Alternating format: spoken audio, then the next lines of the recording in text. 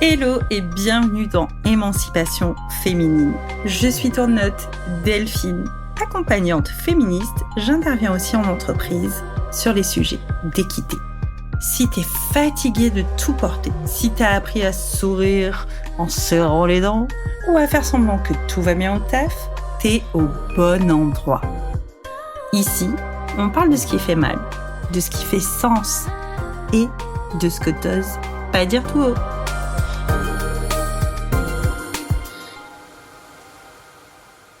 Hello et bienvenue dans Émancipation féminine. On arrive déjà à la fin de l'année. Tu sais, ce moment où tout le monde fait son bilan.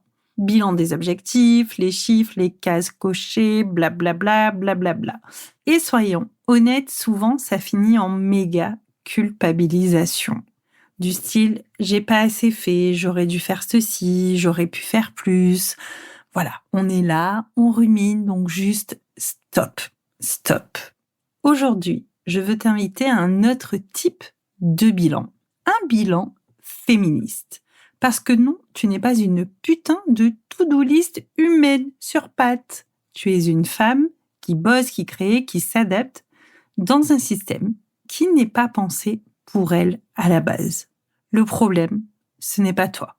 Le système dans lequel tu bosses, souvent, c'est ça le problème, même quand tu as créé ton entreprise, puisque souvent, on se base sur de l'entrepreneuriat très masculin. Alors voilà, ce que je te propose aujourd'hui, 5 questions pour faire le point autrement. Tu peux mettre sur pause, tu peux aller récupérer dans les notes de cet épisode. Je t'ai fait un joli template avec les 5 questions où tu as juste à attraper un thé, un plaid, un stylo et télécharger cette liste et c'est parti.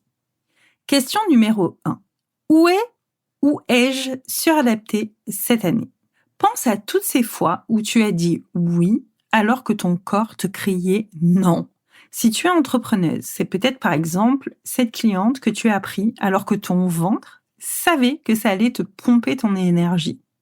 Si tu es salarié, ça peut être par exemple, tu sais, ce mail tard le soir auquel tu as répondu juste pour faire bonne figure. En plus de ça, c'est illégal, soit dit en passant. Ton corps, lui, de toutes ces petites actions qu'il a pu avoir, lui, il s'en souvient. Le souffle court, les épaules lourdes, l'estomac noué, les maux de tête, la mâchoire qui serre.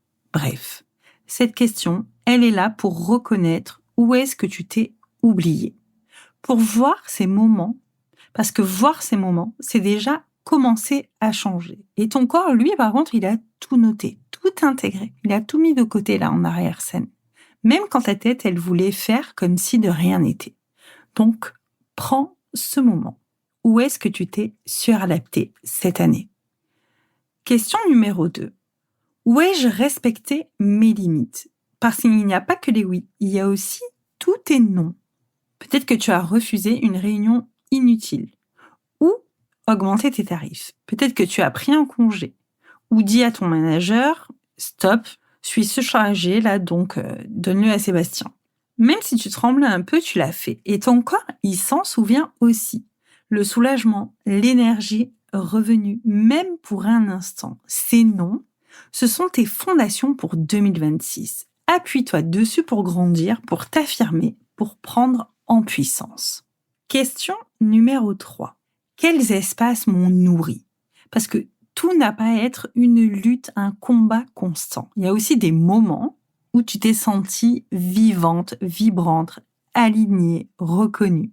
Peut-être un collectif où tu pouvais respirer. Une cliente qui t'a dit que ton accompagnement, ça l'avait transformé. Un projet où tu t'es dit, mais ça, putain, c'est moi, vraiment, c'est moi à 100%. Peut-être que c'est une collègue, un lien, une bulle de respect. Ces espaces, là aussi, ce sont des trésors pour toi. Ils prouvent qu'un autre rapport au travail est possible et que tu as le droit d'en vouloir plus de ces espaces comme ça qui te nourrissent. Question numéro 4. Quelles croyances patriarcales ont pesé sur mes choix ? Celle-là, j'avoue, elle pique un peu. Elle fait mal à regarder, je l'avoue, je reconnais. Peut-être que tu as cru que tu devais être parfaite pour oser, que tu devais plaire pour être aimée, que dire non, c'était risquer de perdre quelque chose ou quelqu'un.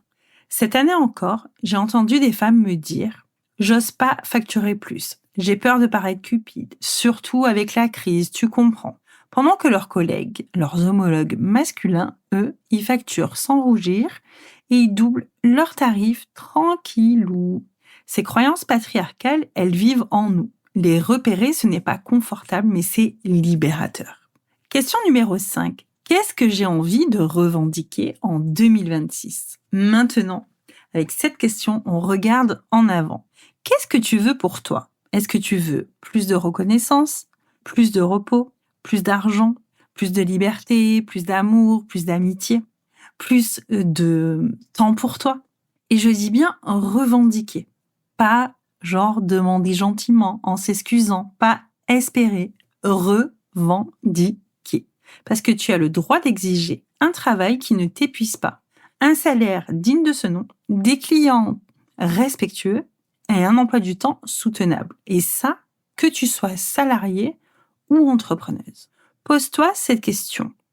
Qu'est-ce que je ne veux plus négocier avec moi-même cette année ? Qu'est-ce qui devient non négociable pour moi en 2026 ? Peut-être qu'en entendant et en travaillant ces questions, il y a des choses qui montent. Ça peut être de la colère, de la fatigue, de la tristesse ou au contraire du soulagement, un grand mais oui.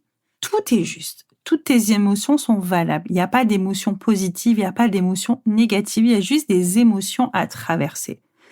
Et ces émotions-là, c'est ton guide intérieur, c'est un peu ton GPS. Si tu sens qu'en 2026, tu veux arrêter de subir ton taf, peu importe, qu'il soit salarié ou entrepreneurial, et commencer à vivre ton rapport au travail autrement, j'ai créé Libération. C'est un accompagnement individuel de 3 mois pour sortir de la suradaptation, réguler ton système nerveux et déconstruire ces putains d'injonctions patriarcales qui te bouffent au boulot comme dans ta vie perso d'ailleurs. On démarre ensemble, soit tout de suite, soit en janvier. Tu peux réserver ton appel découverte dès aujourd'hui. Je te remets le lien dans la description. Je te souhaite une vraie pause libératrice et une année 2026 où tu n'auras plus rien à prouver. Très belle fin d'année et à très vite. Merci pour ton écoute. Tu sais déjà comment faire. Abonne-toi, mets 5 étoiles et partage cet épisode. C'est ça qui fait grandir le podcast. Moi, je reste là. Je continue à parler fort pour celles qui n'osent pas encore. Je te dis à très vite et d'ici là, respire et surtout secoue les règles du jeu.